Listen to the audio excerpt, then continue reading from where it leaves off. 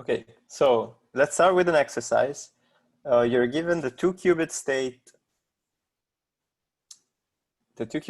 the Bell pair, right, the EPR pair, 1 over square root of 2, 0, 0, plus 1 over square root of 2, 1, 1.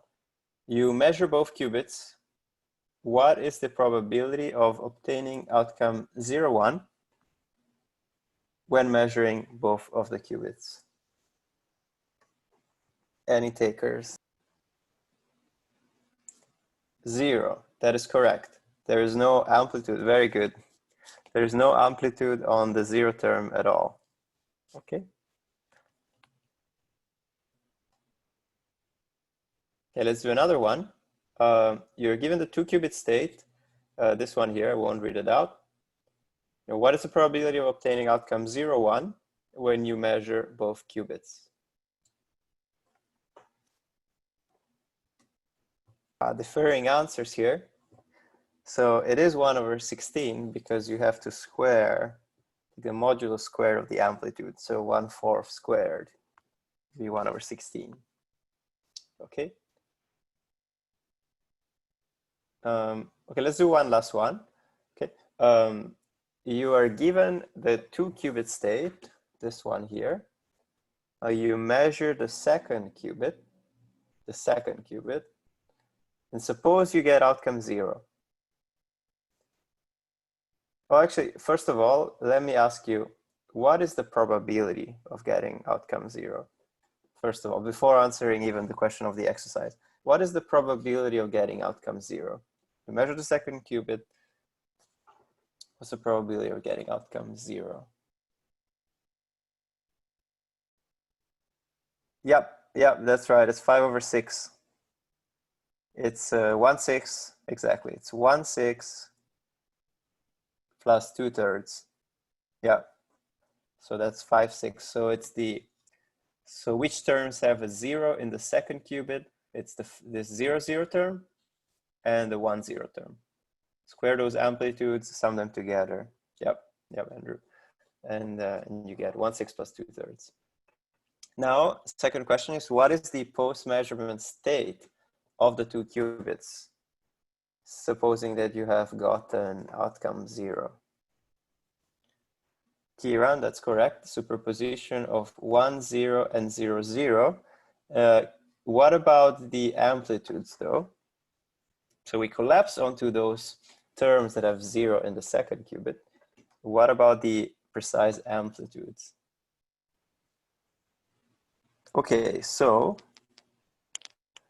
yeah, Lorraine, okay, let's see. I want the amplitude on both. So Lorraine is 1 over square root of 6 plus square root of 2 over 3. That's correct. What about the normalization, though? Aha. The amplitude should not be the same because remember you take, in the example before, we took A00 and A01, for example, and this did not be the same. So there's a normalization that I want you to tell me here. So Lorraine is close, but divided by the amplitude squared. Yes, that is correct. So let me maybe just do it just so that we get a little bit of practice. So we have this 1 over square root of 6, 0, 0, plus square root of 2 over 3, 1, 0. That's our, almost our post-measurement state. We want to divide by 1/6, which is the square of 1 over square root of 6, plus 2/3. And so this is, let's see, 1/6, 5/6, 5/6, so that's a 5. Oh gosh, that's 1 over square root of 5, 0, 0, plus, let's see, square root of, yeah.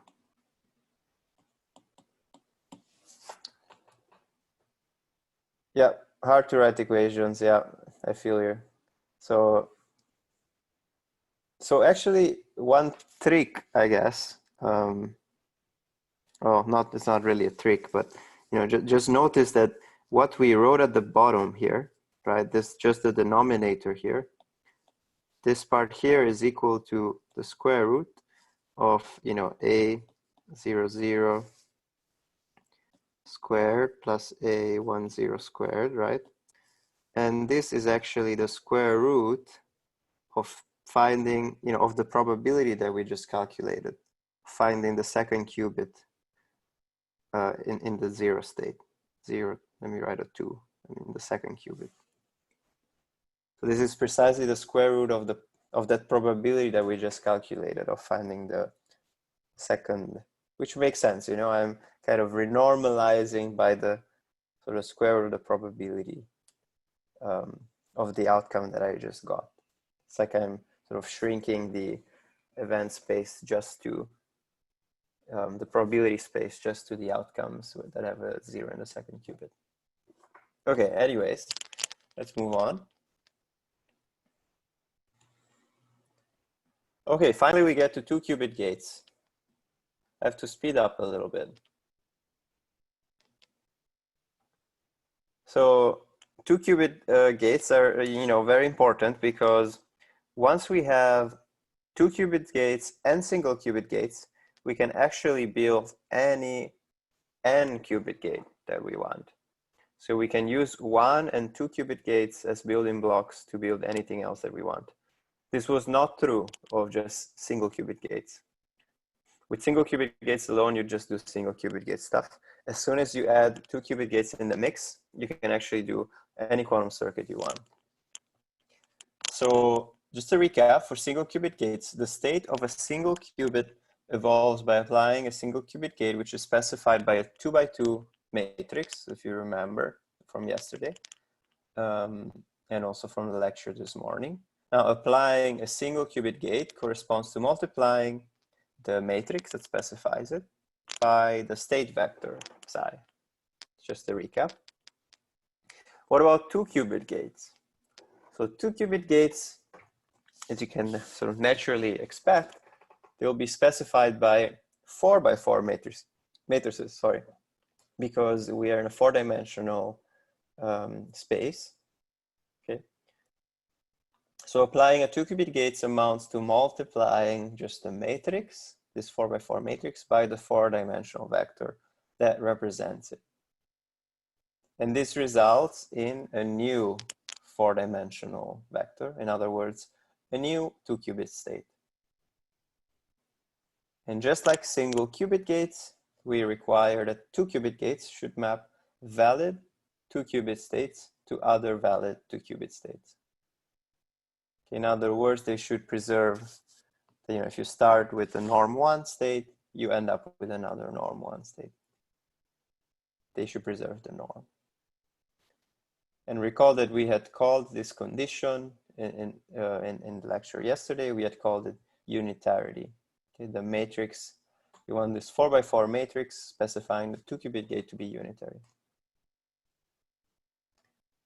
Now, these matrices, they already start getting big when you're 4x4 matrices. And they will get even much bigger as we add number of qubits.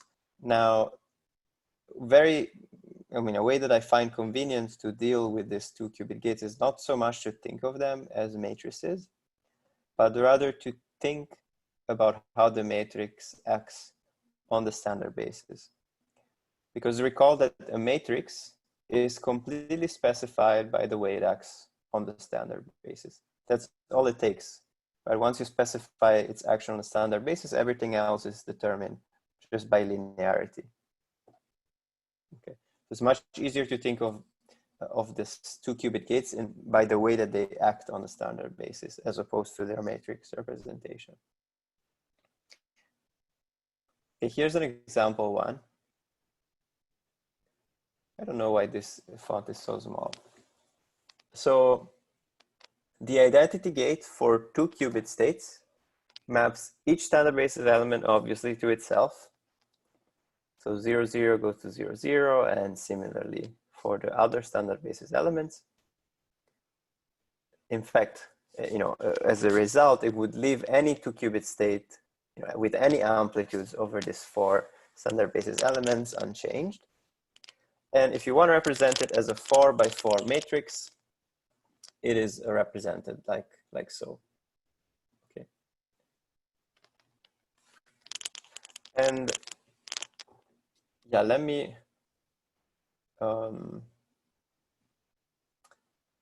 just point out, right, that the first column of this matrix, it's precisely, you know, the result of applying the matrix to the first standard basis element. The second column is precisely the outcome of applying this matrix to the second standard basis element, etc. If you don't remember this so much from yesterday, we will touch upon this again. Okay, so now another famous or common 2-qubit gate is the C-NOT gate, the control NOT gate. So it applies a NOT gate on the second qubit, controlled on the state of the first qubit. So if the first qubit is 0, this gate does nothing on the second qubit.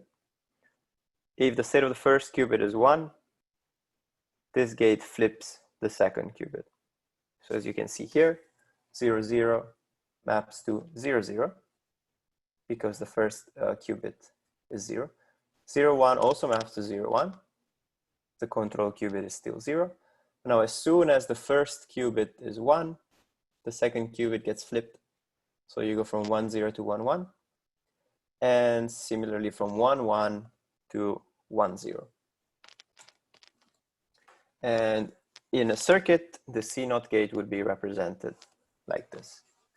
So you put a full dot on the control qubit, and this, which is sort of a NOT gate, on the other qubit.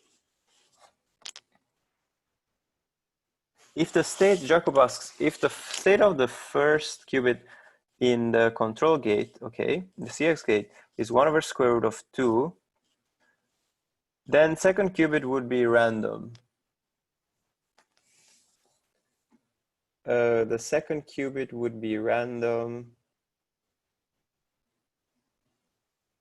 Yes, I want to say yes. Yeah. No.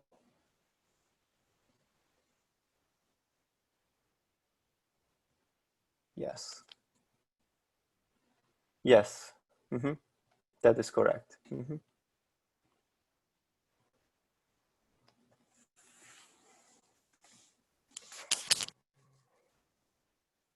Yeah, that makes sense. If you were to measure the second qubit, it would be random. That's correct. Mm-hmm. Okay, so I guess one point about, if we're starting to write Qiskit programs with this for more than one qubit, notice here, and when I initialize my circuit, I specify as an argument the variable, so the number 2 as an argument to quantum circuit. What this specifies is that the circuit will consist of 2 qubits. Okay. Then to apply a C-NOT, I do circ.cx. I specify first the control qubit and then the target qubit, if you will. Yeah, and then I'm drawing the circuit.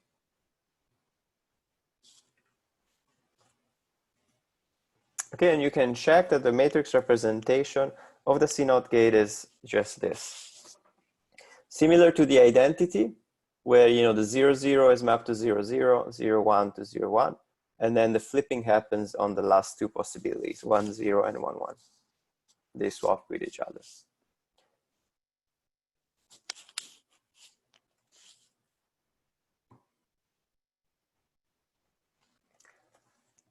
So here's another example of a gate with a sort of also controlled gate. Now this one is a controlled Z gate.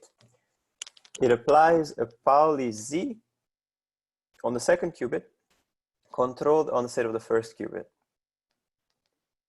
So the first qubit is 0, no Z gate is applied.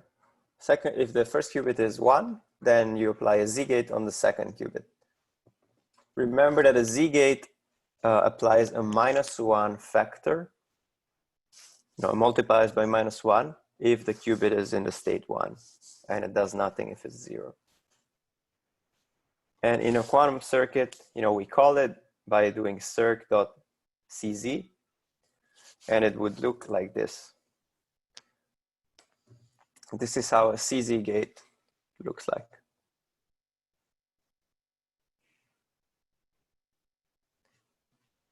And again, I think just to, I remember a question from a couple of days back. Someone had asked, why are we considering these gates in particular for single qubit gates? So it's a similar question I want to answer here. We're considering this particular gates because, they have a very intuitive structure, and it's, kind of, how to say, reasonable to use this, or convenient to use this as building blocks to construct more complicated algorithms. Yes, that's correct, Loren. That's correct. One thing that maybe you noticed about how we drew the CZ circuit, it's actually, the CZ circuit is actually symmetric, right? In the way we drew it, there's no way to tell which one is the control qubit. So you might think, wait, this cannot be the right drawing because I'm not distinguishing between the control qubit and the target qubit. Well, it turns out, right, as you can see, that the reason is that this gate is symmetric across the two qubits. If you see how it acts here, you can likewise think of the second qubit as the control and the first qubit as the target. You would get the same exact mappings. And when you write it represented as a 4x4 matrix, the first 3 basis elements get mapped to themselves. The fourth one, which is 1, 1, gets a factor of -1.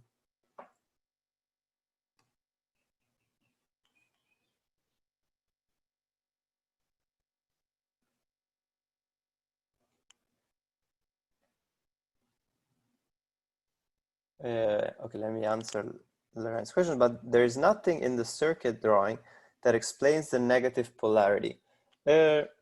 Yeah, I mean, so I guess, yeah, I mean, people could have come up with a different drawing. I guess this is just what, I mean, you're right. I mean, there's not a nice, you could think of having a nicer, instead of 2 dots, something else. I think the point is that, people wanted to use the full dot to denote a control qubit, but for this particular CZ gate, both of them are controls. And so, okay, how would you draw it? But, this is just a drawing, they could have drawn it differently. But yeah, I agree with you. There's nothing that suggests, I guess, visually the adding of the -1 phase.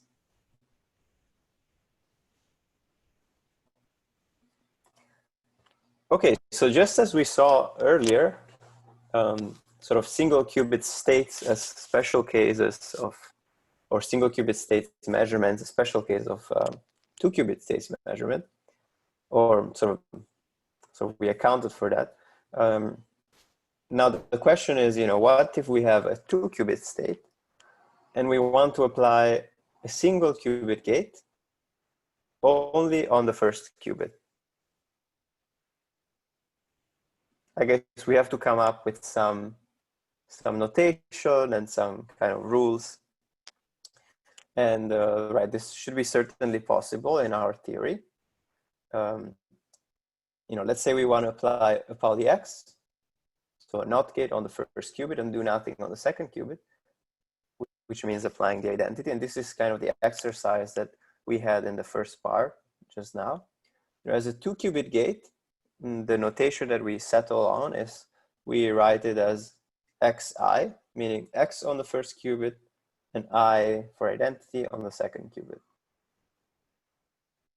If we were to draw this circuit in Qiskit, this would look like this. So we just place an x on the wire of the first qubit, and we don't place anything on the second wire.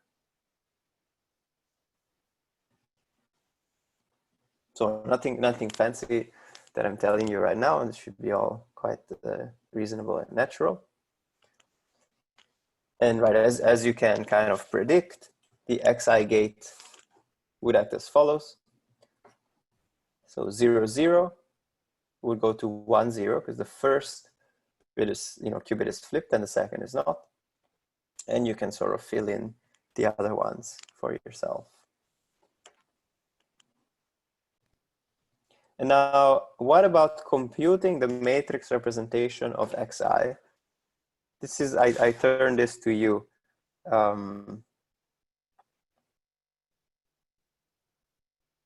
Actually, it's a little bit difficult to write down a 16 entries of the matrix. Maybe actually, let me just, for one time, I will show you sort of how to do this, how to derive the matrix representation of a 2-qubit gate just from the way it acts on the standard basis.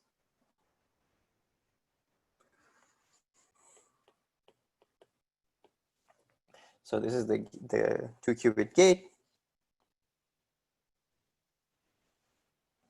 Now, we know that on the, it maps 0, 0 to 1, 0. Okay, so this first column is the one that corresponds to 0, 0. Then the second column corresponds to 0, 1, then 1, 0, and 1, 1. So what I do, remember that the first column is exactly the result of multiplying the matrix by the first standard basis vector. Okay, so here I'm being told that the matrix applied to 0, 0 gives me 1, 0. Now 1, 0 is the third, right? 1, 2, 3, it's the third standard basis element. And so I put the third standard basis element in the first column. Okay, now let's see, 0, 1 maps to 1, 1. Okay, 1, 1 is the fourth standard basis element. So 0, 1 maps to 1, 1. 1, 0 maps to 0, 0, which is the first. 0, 0 is the first. So like so. And 1, 1 maps to 0, 1, which is the second standard basis element. So this is the matrix representation of xi. Okay. If, let's see, yes, Loren got it right. So if what I'm saying right now does not make sense to you, make sure that you go through this again until you understand what is going on. So you can at least verify that this 4x4 matrix acts correctly on the 4 standard basis element, right? If I, act on this 4 standard basis element,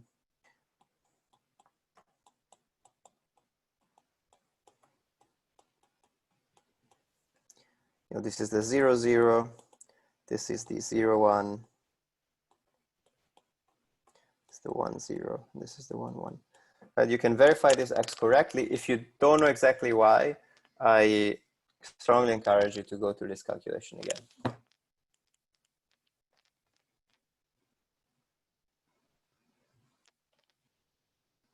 Okay, so what about applying a Hadamard gate on the first qubit, doing nothing on the second? Okay, this is same as before. We can draw it in the same way. And recall that the single qubit Hadamard gate acts as follows. On 0, it prepares an equal superposition of 0 and 1. On 1, it sends it to 0 minus 1. So how does HI act on the 4 2-qubit standard basis elements? Okay, this is a little bit, slightly more involved than before, right? So we start with 0, 0. Okay, we do nothing to the second qubit, and we place the first in an equal superposition according to the rule that we have here at the top. We do the same for all the other three options. Then to get the last column, we're simply applying this distributive property. Does this example here of HI make sense?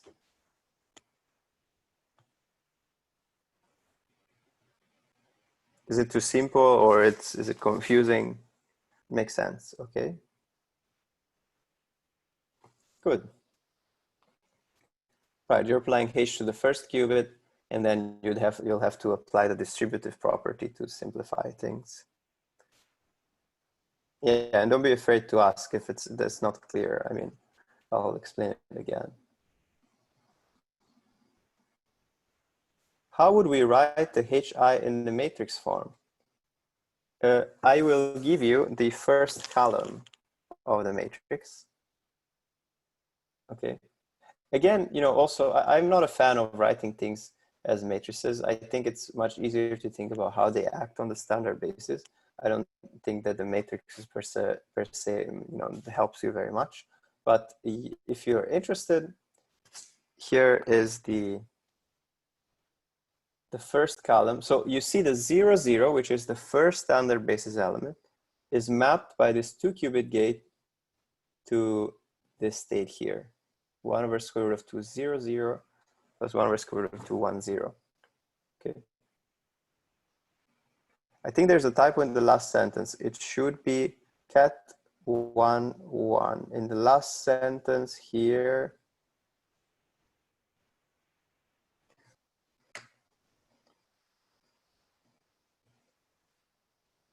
so we have a 0, 1 and a minus 1, 1.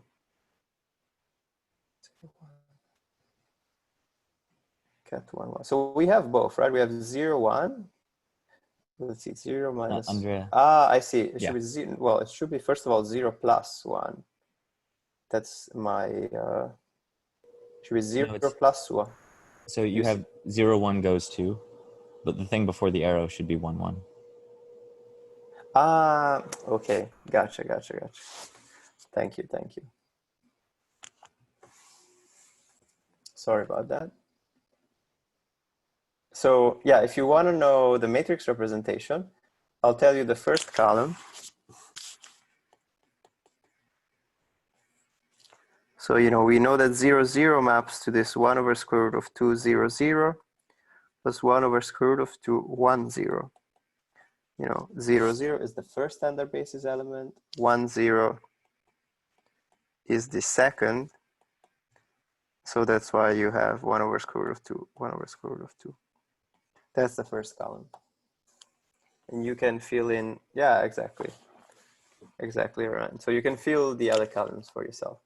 Make sure you understand this. I think it's important if that's not super clear now. Okay, so now in general, products of single qubit gates, we denote by AB the gate that applies A on the first qubit and B on the second. For example, XH applies X on the first, H on the second. And as a quantum circuit, this would look like this. Right, X on the first wire, H on the second.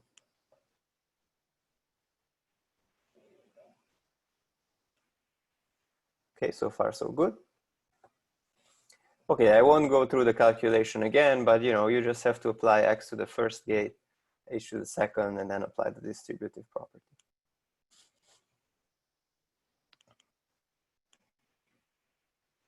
Okay, let's do one exercise to see that you're getting it. So I want you to tell me the state XZ applied to 0, 1. What is the outcome?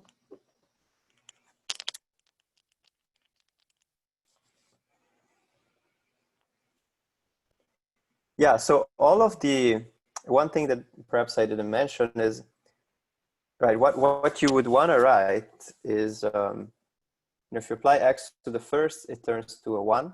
You apply Z, the second qubit, it turns to a minus 1, right? So what I would really want to write is,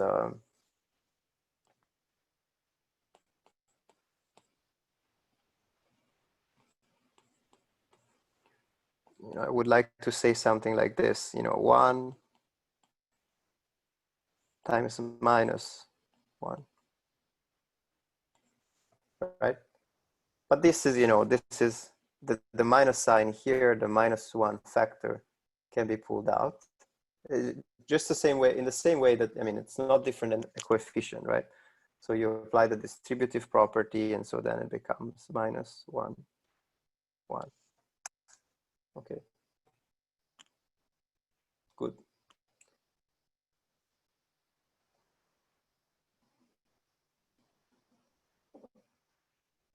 Okay, I won't do these exercises. I will leave them for you.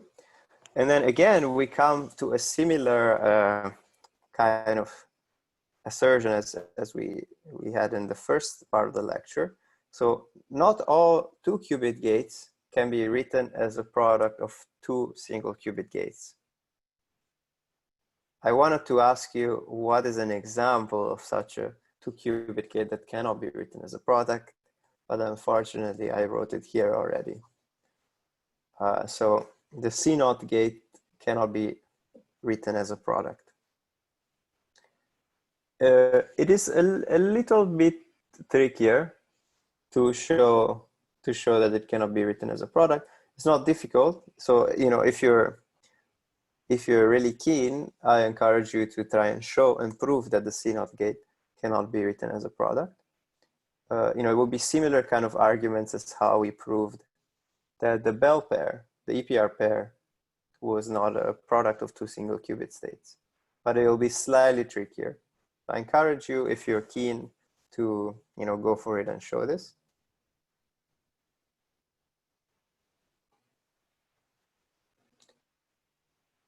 So let me see. Yeah, so we're finally ready now that we've introduced all of this 2-qubit gates machinery to understand properly the circuit that creates a Bell pair. And Bell pair and EPR pair are terms that I use interchangeably. They refer to the 0, 0 plus 1, 1 state. So let's recall what this circuit was. It applies a H on the first qubit and a C0 with the first qubit as control and the second qubit as target. Is it, before I show you the calculation, is it clear to you that if we start with a 0, 0 state and we do H and then C0, we end up with the Bell pair? Is it clear, like in your head, like already that this is the case?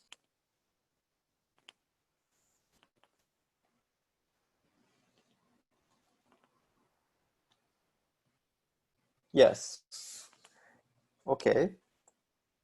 It's at least clear to Shriyant. So, hold on, let me, yeah, don't bother about the part below.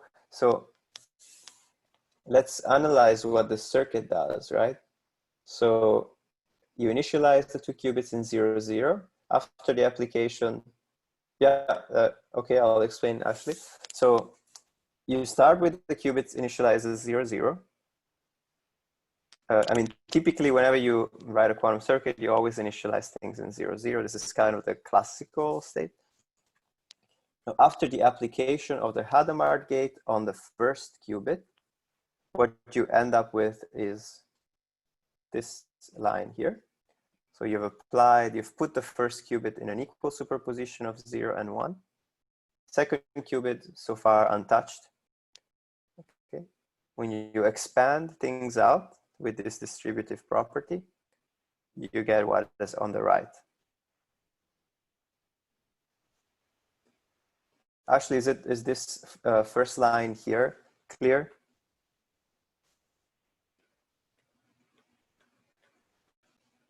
Good. Okay, so now the last part is applying the C0 gate from the first qubit to the second. So remember, the C0 gate flips the second qubit if the first one is the state 1, does nothing otherwise. So And you know, one important thing to remember is all of these 2-qubit gates, they act linearly, right? So in particular, you can obtain, let me write this clearly because this is important. I will do the calculation here. I think this is very important. So we started with 0, 0. Okay. We've mapped this to the HI gate. We've mapped this to 0 plus 1 over square root of 2, 0, which is the same as 0, 0 plus 1 over square root of 2, 1, 0. Okay. Now I'm going to apply, the last thing to apply is a C naught, right? So remember that 2-qubit gates act by linearity.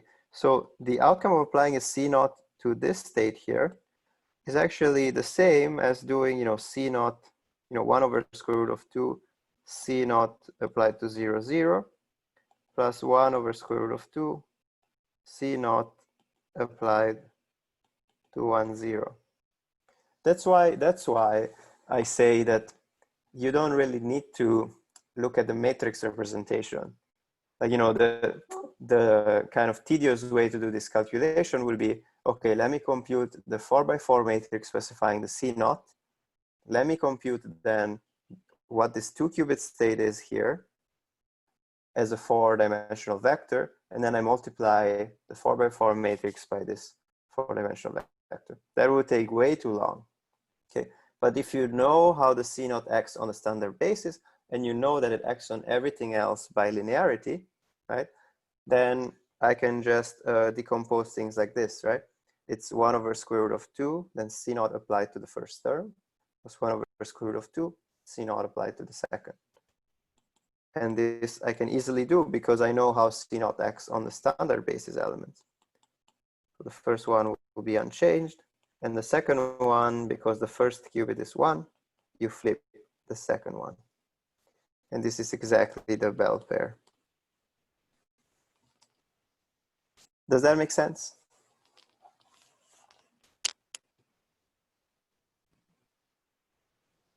Great. Okay, so let me make one final remark.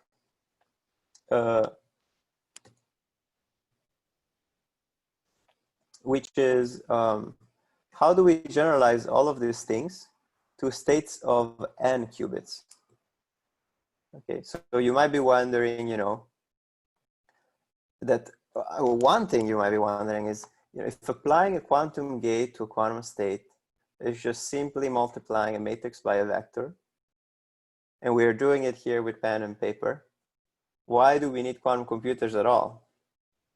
Right? I can just do everything with my classical computer. I mean, classical computers can multiply matrices by vectors easily, right? Couldn't we just do everything with our laptop? Is anyone wondering, or has anyone wondered about this actually? Just out of curiosity. Right, we've done everything with pen and paper, right? So why did we need a quantum computer anyways? Good. So the fundamental reason is, it's true for small numbers of qubits. Oh, Andrew has the answer. Yeah, so for small number of qubits, we could multiply a matrix by a vector. The problem is, and you know, the matrix with 2 qubits is 4 by 4, right? But what happens when you go to n qubits? Okay, by a single bit, let me write it here, single bit, you know, there's one, well, sorry, 2 to the 1 possible values.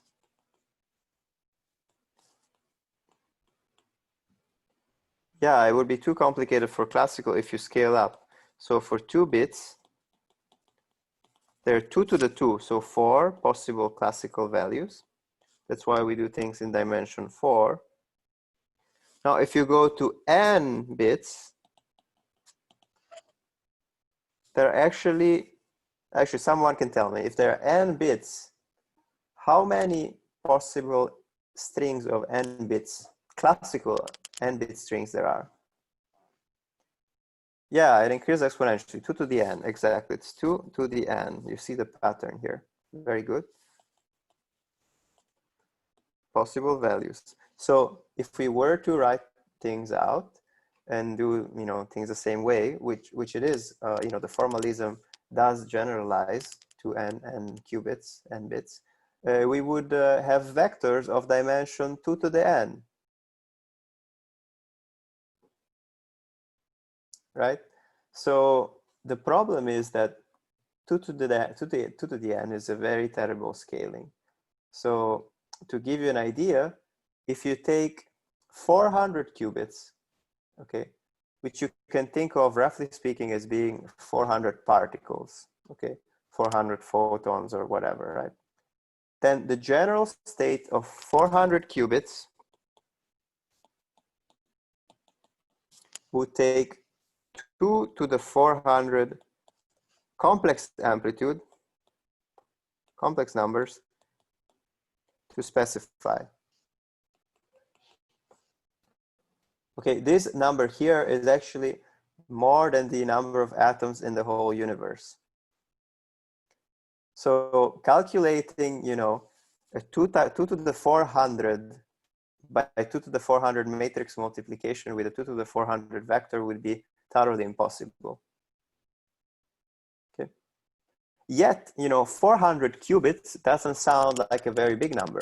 You know, in your usual laptop, there will be billions of bits that are being manipulated, if not more. So 400 it's a very modest number actually, right? So how can a quantum computer evade this exponential scaling? Okay, the catch is that a quantum computer does not actually calculate all of these amplitudes, right? It is merely, you know, storing 400 particles in some quantum state, okay, and inducing sort of physical transformations on these 400 particles. And these physical transformations, you know, they are single qubit gates or 2 qubit gates. They act on 2 particles at a time at most, okay? So under the hood, there is a 2 to the 400 vector that specifies the state of all the particles. But the quantum, you know, but you're not sort of extracting or calculating all of these amplitudes. You're merely having, you know, a state of, you know, you have 400 particles in your lab and you're applying gates to make them evolve. Okay? You don't have to know or calculate all of these amplitudes in order to perform the whole computation. So the whole idea of quantum computing is that you can handle, you can handle a modest number of particles, 400. Under the hood, there are actually 2 to the 400 complex numbers interacting with each other. Now, the only point at which you extract some classical information is when you make a measurement.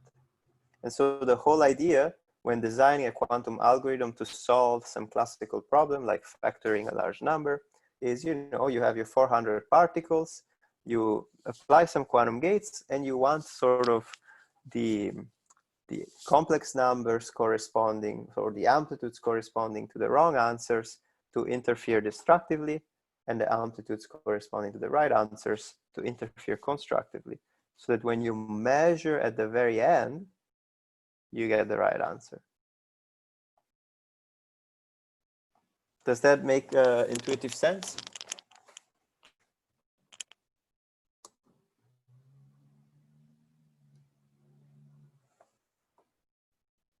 Good. It is really quite beautiful. So this is, you could say, this is where the power of quantum computing comes, that you're under the hood, there are 2 to the, you know, 2 to the n complex numbers. You don't actually calculate them, but you evolve this state. How do you know what, yeah, when you're doing, you know, when you're designing an algorithm, how do you know what is the right answer? Yeah, so that's the difficult part. We will, you know, it's hard to give intuition about this, but we will see an example in the, I believe on Monday, of how you can exploit something like this. You know, design a quantum algorithm to solve some problem in which you'll see that the amplitudes corresponding to the wrong answers interfere destructively, and the amplitudes corresponding to the right terms interfere constructively. Yeah, so the what we see in on Monday will be only 2 qubits, but yeah, but in principle the same logic can be applied to n qubits to do even more powerful things. Okay, I'll take a couple questions if there are any. Otherwise, we can move on to either a few more exercises or having a debrief. We don't have much time, but I think it was good because we covered a lot of ground. So how many qubits can classical computers handle? No, not only 2, no, they can handle many more than that. Actually, I believe the best numbers currently that classical computers more or less can handle, like a full-fledged quantum computation, is about 50 or 60 qubits. So you can simulate classically just by multiplying matrices on spaces that have dimension 2 to the 50 or 2 to the 60. That you can still handle classically. More than that, it starts to become very hard. So in the quantum supremacy experiment that Google sort of showed last year now, they had a quantum computer which had something like 50 something qubits, okay? And they calculated that to simulate classically the computation that they did on the quantum computer, it would take the best, classical supercomputer, which is sort of at Oak Ridge National Laboratory. It's an IBM computer. It's a classical computer. It would take that computer, they say 10,000 years. Then IBM replied and said, no, it's not 10,000. It's more like 2 days or something. But it took only 3 minutes for the quantum computers to do that same calculation. So already it's quite exciting because at the numbers of qubits that we are now, we are right on the edge where classical computers just can't cope anymore with it. Exciting time.